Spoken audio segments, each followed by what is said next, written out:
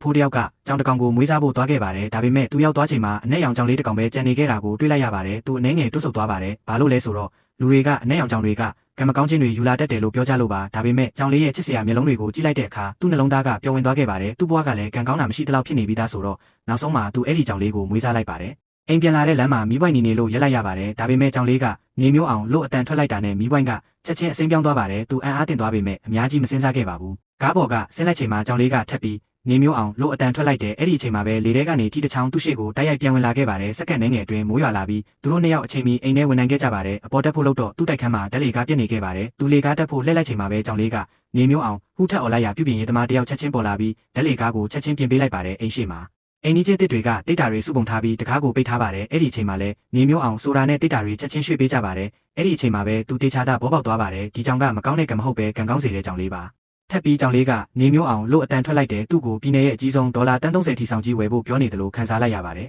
သူလဲကြောင်လေးနဲ့အတူထီဝယ်ဖို့အမြန်ထွက်သွားခဲ့ပါတယ်ဒါပေမဲ့ရုတ်တရက်နေမျိုးအောင်ဆိုတာနဲ့သူချက်ချင်းရက်လိုက်တဲ့စက္ကန့်နှဲငယ်အတွင်းကြီးမားတဲ့ခရစ်စမတ်တစ်ပင်ကြီးသူတို့ရှေ့ကိုလဲကျလာပါတယ်အဲ့ဒီအချိန်မှာသူဟာဒီကြောင်လေးကအရန်ထူးကြတယ်ဆိုတာနားလည်သွားပါတယ်ကြီးဆိုင်ကိုရောက်တော့လက်မှတ်တစ်ဆောင်ပဲကျန်နေပါတယ်ကြောင်လေးကနေမျိုးအောင်ဟူအတန်ပေးလိုက်တာနဲ့ဒီလက်မှတ်ကဒေါ်လာ30စုရမယ့်လက်မှတ်ပဲလို့သူယုံကြည်သွားပါတယ်ဒါပေမဲ့အဲ့ဒီအချိန်မှာသူ့အိမ်ကြီးချင်းတစ်တွေဆိုင်ထဲဝင်လာပါတယ်သူတို့ကိုကြည့်ပြီးသူတို့ကငါထက်ဒီစုကိုပိုလိုအပ်မယ်လို့စဉ်းစားလိုက်ပါတယ်နောက်ဆုံးမှာတော့သူလက်မှတ်ကိုအိမ်ကြီးချင်းကိုပဲပေးလိုက်ပါတယ်အဲ့ဒီအချိန်မှာပဲကြောင်လေးကနေမျိုး